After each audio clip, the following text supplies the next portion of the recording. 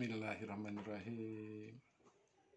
Assalamualaikum warahmatullahi wabarakatuh. Cucu sekalian, bagaimana kabarnya? Mudah-mudahan selalu dalam keadaan sehat walafiat, sebagaimana kakek pada saat ini. Pertama-tama puji syukur kehadirat Allah yang telah memberikan perlindungan petunjuk pada kita, lalu juga sholawat dan salam untuk Nabi besar kita, junjungan Nabi Muhammad SAW. Semoga kita mendapat syafaatnya nanti di hari kemudian. Cucu-cucu sekalian, kesempatan sekarang ini, hari ini, kakek akan berbicara tentang iman kepada Nabi dan Rasul, yang merupakan rukun iman yang keempat. Iman kepada Nabi dan Rasul berarti bahwa kita percaya bahwa Allah Subhanahu wa Ta'ala telah mengangkat dari manusia, dari sebagian kita, untuk menjadi Nabi dan Rasulnya, yang sebagai perantara Allah dengan kita sebagai manusia untuk menyampaikan wahyu-wahyunya. Itu banyak sekali Nabi, banyak sekali Rasul, namun hanya sebagian yang tercantum di dalam Al-Quran. Itu juga telah disampaikan oleh Allah bahwa hanya sebagian saja yang dicantumkan dalam Al-Quran. Jadi ada Nabi, ada Rasul. Dari Rasul juga nanti ada yang kita ketahui ada 25. Lalu ada ulul azmi yang 5 orang itu, yaitu Nabi Nuh, Nabi Ibrahim, Nabi Isa, Nabi Musa, dan Nabi Muhammad. Nanti kita coba satu-satu kita lihat. Lalu prinsip iman kepada Rasul dan Nabi adalah pertama, kita harus mengimani semua Rasul dan Nabi tanpa membeda-bedakannya. Yang kedua adalah mengimani bahwa Nabi dan Rasul itu membawa petunjuk dari Allah Subhanahu wa Ta'ala ke jalan yang benar, ke jalan yang lurus, memberi peringatan kepada yang mungkar, dan memberi kabar gembira kepada yang beriman. Juga salah satu pengamalan khusus untuk kaum muslimin, kaum Islam adalah mengimani bahwa Nabi Muhammad merupakan Nabi terakhir yang untuk seluruh umat manusia. Nabi terakhir, Rasul terakhir, dan untuk seluruh umat manusia. Itu bedanya dengan Rasul-Rasul Nabi yang lain. Kalau Nabi Rasul lain adalah untuk kaumnya saja. Pada umumnya, relatif untuk kaumnya saja. Pengamalan daripada iman kepada Nabi dan Rasul itu adalah salah satunya misalnya adalah mencintainya lebih daripada diri kita sendiri. Keduanya mengagungkannya. Yang khusus Nabi Muhammad, kita membaca sholawat kepada beliau, lalu juga mengikuti sunnah-sunnahnya. Sunnah-sunnah beliau itu banyak sekali, tapi yang paling utama ada 7 yang sebaiknya seyogyanya kita ikuti. Itu pertama adalah sholat tahajud, sholat malam. Sebenarnya sholat tahajud itu juga merupakan perintah langsung dari Allah Subhanahu wa Ta'ala yang tertuang di dalam surat Al-Isra ayat 9. Bismillahirrahmanirrahim. Wa minal laili fatahajat bihi nafilatalak asa ayyab asaka rabbuka maqaman mahmuda. Wa qur rabbi adhilni mudkhala sidqin wa ahrizni mukhraja sidqin waj'alni min ladunka sultanan nasira.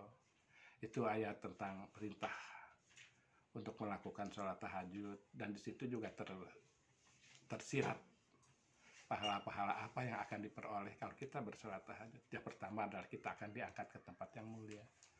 Kedua, kita akan ditempatkan di tempat yang baik, yang sebaik-baiknya. Ketiga, kita akan dikeluarkan. Dan menurut ulama itu dikeluarkan dari segala masalah, dikeluarkan dari segala kesulitan-kesulitan. Yang keempatnya adalah kita akan ditolong dalam segala kesulitan, dan tadi dikeluarkan dan akan ditolong. Cucu sekalian, selanjutnya adalah membaca Al-Quran. Membaca Al-Quran itu hadisnya adalah bacalah biarpun hanya 1 ayat. Karena membaca Al-Quran, membaca aja itu sudah merupakan ibadah.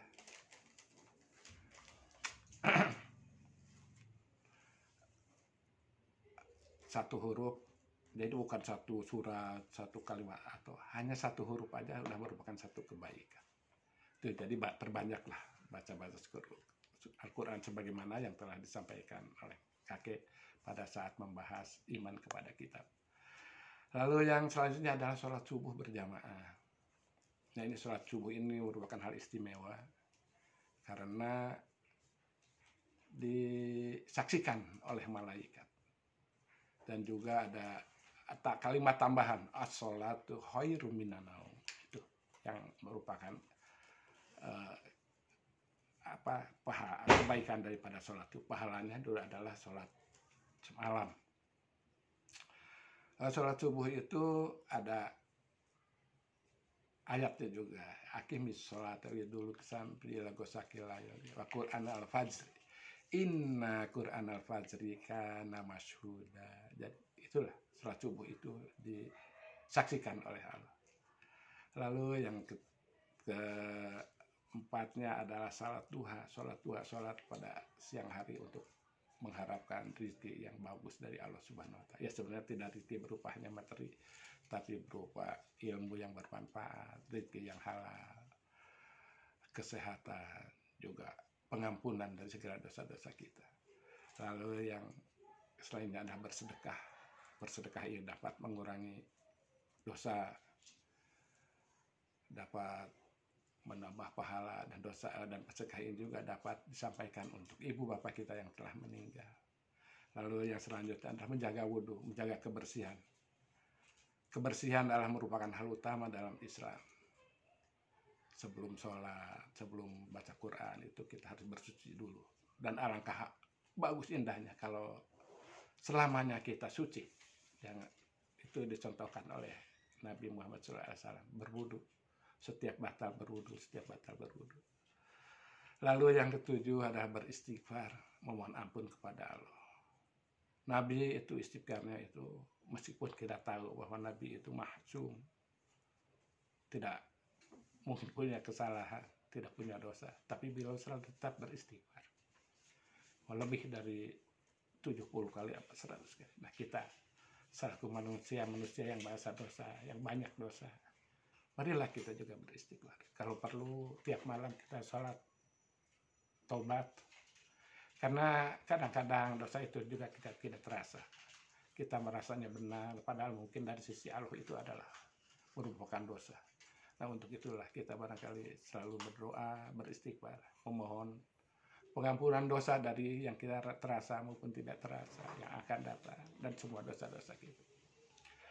Demikian cucu-cucu sekalian yang dapat kakek sampaikan. Tadi kakek udah cerita mengenai ulul azmi, itu banyak sekali keistimewaan daripada beliau itu. Nabi Nuh itu melawan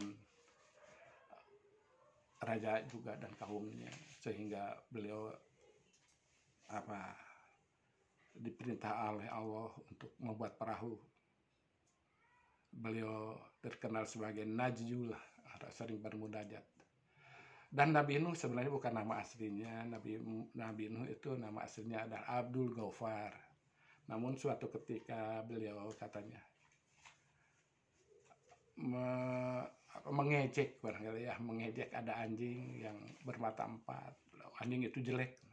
Beliau berdosa, lalu kalau ingat dosanya itu lalu beliau selalu menangis sehingga dinamakan Nabi Nuh.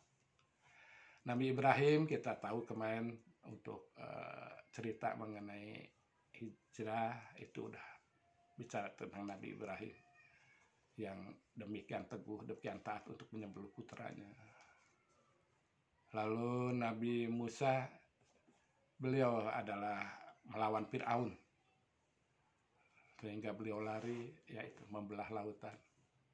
Lalu Nabi Isa malah istimewa lagi karena beliau itu tidak ada ayahnya. Ayahnya itu adalah langsung ditiupkan ke perutnya ibundanya Siti Maryam, sehingga beliau digelari sebagai ruhullah, ruh dari Allah. Beliau juga diangkat ke langit, tapi tidak disalib.